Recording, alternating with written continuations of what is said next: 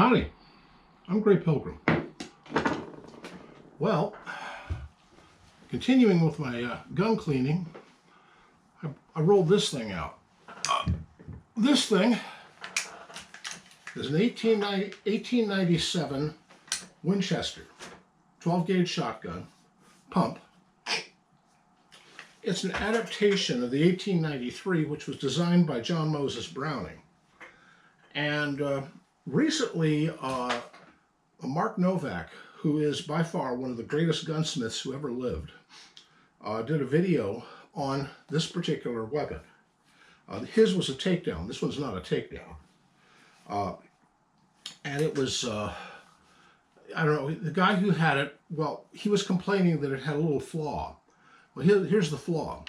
You cock it like this, and you drop the bolt back like that, and then you put it forward. Notice nothing happens. But if, on the other hand, you hold your trigger down, let me see, punch the button here to that button. Oh, come now. This thing is always giving me some issues. There. If you hold your finger down on the trigger while you slam forward, watch what happens to the hammer. It doesn't follow the bolt down. It has a slight hesitation, and once the bolt is in battery, meaning it's completely locked up, then the hammer falls. This was called the slam fire back in the day. That particular feature was really appreciated by the doughboys in World War I. This was one of the shotguns that was adapted, modified to use in World War I. They cut it short, put a heat shield over the barrel, put a bayonet lug on the front of it, and that was it. Then they took this and they just issued it to a whole bunch of soldiers going over to Europe.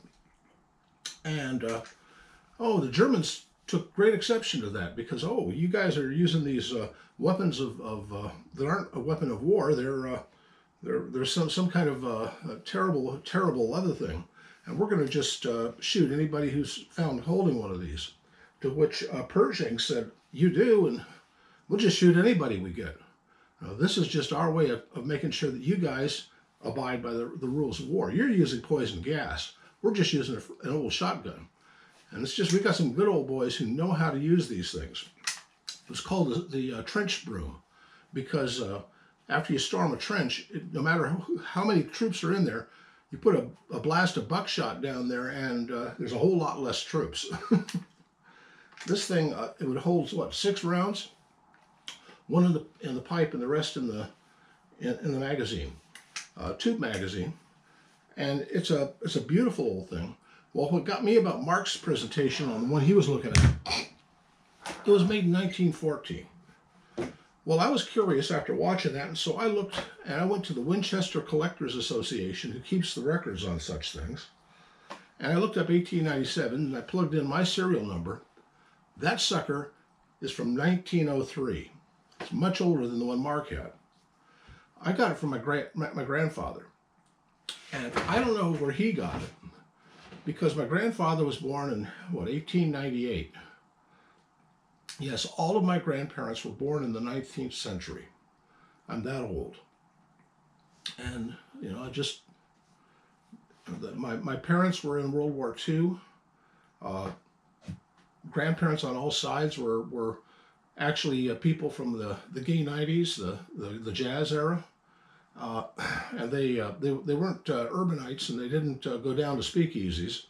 Matter of fact, my paternal grandfather is a teetotaler, or was, and my maternal grandfather was a crazy old coot, but this was his. Anyway, that means that he was about, 5 or 6 when this thing was made.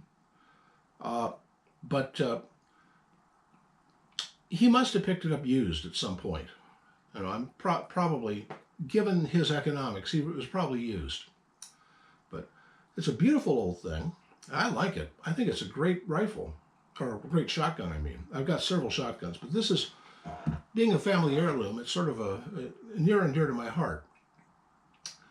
Anyway, I just thought it was kind of interesting that I discovered that this was from 1903, which I didn't know it was that old. You know, that's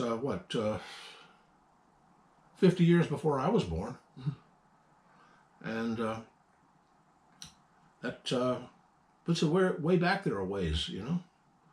And you know, it's just neat to have older guns. I enjoy older guns and weird guns. And the beautiful thing about this one, notice when you cock it, the whole guts of the thing fly out. Very similar to the 1895 lever action rifle that Browning also developed for Winchester. That's unique in that it was on the American market. It was chambered in 30-40 Krag, but in World War I, some of the buyers for the Tsar came over and said, "Hey, can you modify that to shoot 7.62 by 54 rimmed?" And they said, "No problem." And they made several thousand of them and shipped them off to Russia. They also put a stripper clip guide on the front of it here, so that they could just feed their stripper clips of 7.62 by 54 in. And those particular guns are like, they're rare as can be over here, but if you can find one, they're very valuable. I just have the standard 30-40 Krag one that, and I think I showed that off in a recent video, but the point is that when you run the lever on that one, again, the entire guts of the thing are exposed. Browning really had a thing about showing off his guts, at least at that period in time. And then when he came to automatic pistols, I mean, he made the Colt 1911, the Grand Puissant, speaking of died, this thing just ended on me again. Said when he was designing the Grand Puissant, or what we call the high power, he died at his desk at Fabrique Nationale while he was working on it. And some other engineers finished the design and put it into production. And it was used by Belgium, Britain, Canada, let's see, Germany had it. They when they took over the FN factory, they had them continue making them, and they shipped them out. I mean, just about everybody liked the high power, and it's still in use by some militaries to this day. You know, damn fine pistol.